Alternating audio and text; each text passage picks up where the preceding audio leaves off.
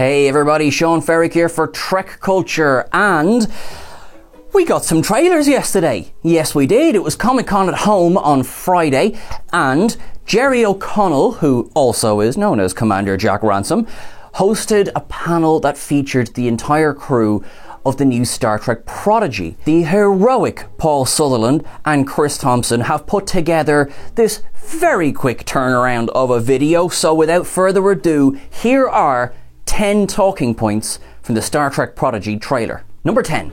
Star Trek for kids. Now, we've been hearing ever since Prodigy was announced that this one is for a new generation. This is for kids.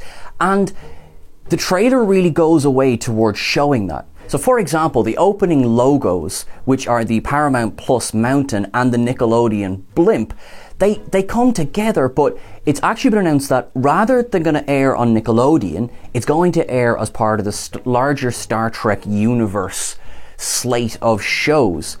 Now, this means they've been kind of, and I have to use Paul's phrase here, two-vixed together to, bring new generation in, as well as a sort of a nod to legacy fans. And that nod comes in the form, I love this, the little plus on the Paramount Plus logo, it makes the sound of the TNG DS9 and Voyager comm badge when it's tapped, and I just love that. Number 9.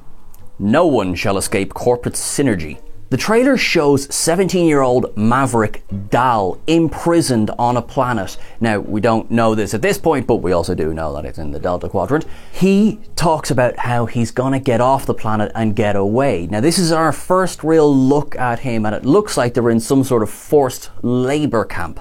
Number 8. Is there in truth no beauty?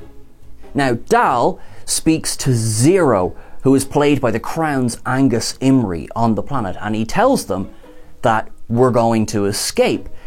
Zero replies, "You're the only one who still thinks they can." Now, this tells us two things. One, it tells us that Dal is a dreamer, Dal is the hopeful one, and Dal is potentially going to be a leader type. It also tells us that Zero may be a bit of a pragmatist, a bit of a realist. Now, Zero is a Medusan.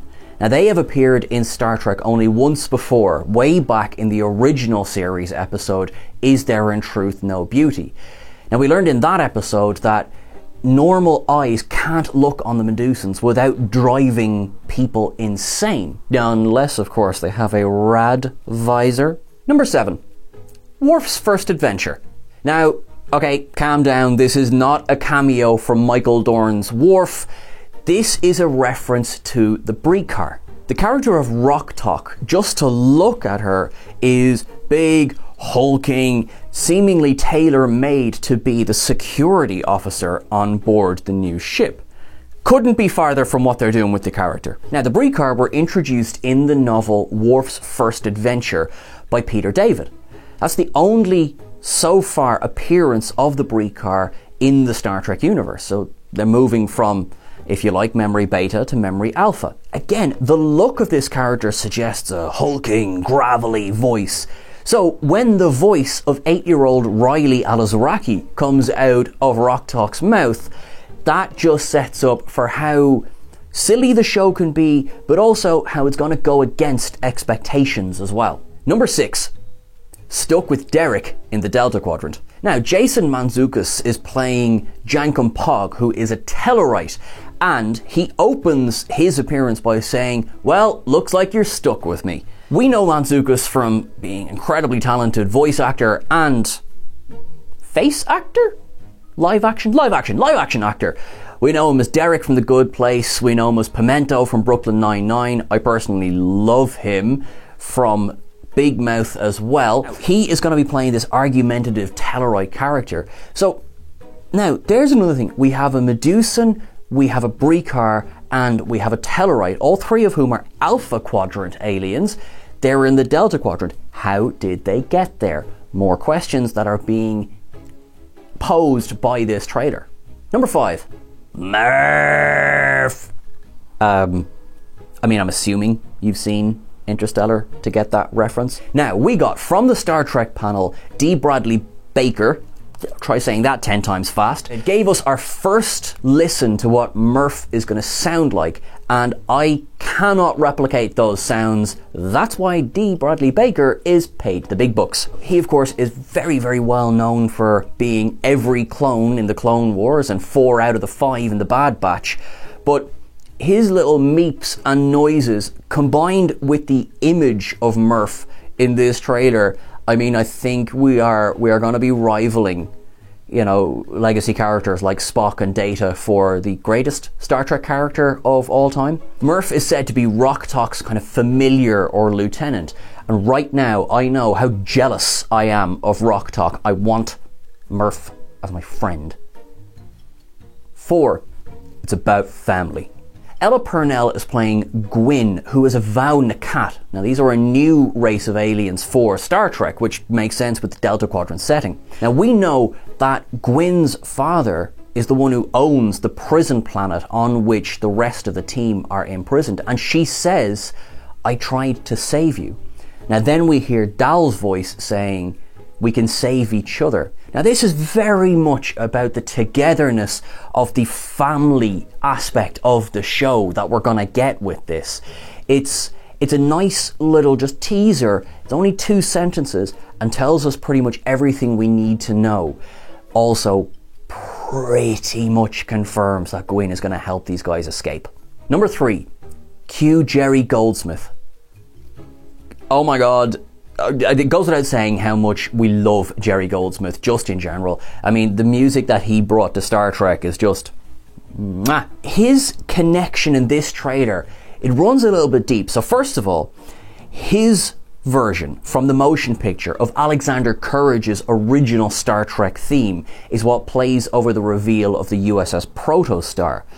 But remember, Jerry Goldsmith also composed the original theme tune to Star Trek Voyager, which again kind of links these shows together. Now, the USS Protostar itself, NCC 76884, which is a variation on showrunner Aaron J. Waltz's birthday, that has it's very reminiscent of Voyager in its design, but it's got sort of a combination of, say, the armor technology from Endgame, along with sort of a kind of a pared back Star Trek Discovery look, as well as slightly larger nacelles, which are evocative of the Kelvin universe too.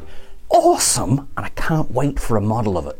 Number 2, look at that bridge window. So we get our shot of the bridge of the Protostar, and we can see that it does already look more advanced than Voyager, but it's still got the blue LSARS kind of interface. It doesn't have the holographic tech that they have, say, in Star Trek Picard. This has been confirmed to be taking place 5 years after the end of Voyager. So we've obviously taken a step forward in technology, but not leaps and bounds forward like the 2390s. Now, this bridge looks to be, it's sort of like a combination of different styles. First of all, you've got the style that evokes the USS Verity from the Countdown comic that preceded Star Trek Picard. Good catch, Chris, for spotting that one. There's also this big wraparound view screen. That was kind of introduced in the Kelvinverse with the new Enterprise, and it was carried forward then into Star Trek Discovery and Star Trek Picard, and presumably may be shown in Star Trek Strange New Worlds as well. Gives us a great, fantastic panoramic view of the bridge, which is only going to be fantastic for presumably lots and lots of vistas. Number 1, we've only just begun. Now, the trailer concludes with the Protostar flying up into a nebula-filled sky as Janeway's disembodied voice says, "We've only just begun."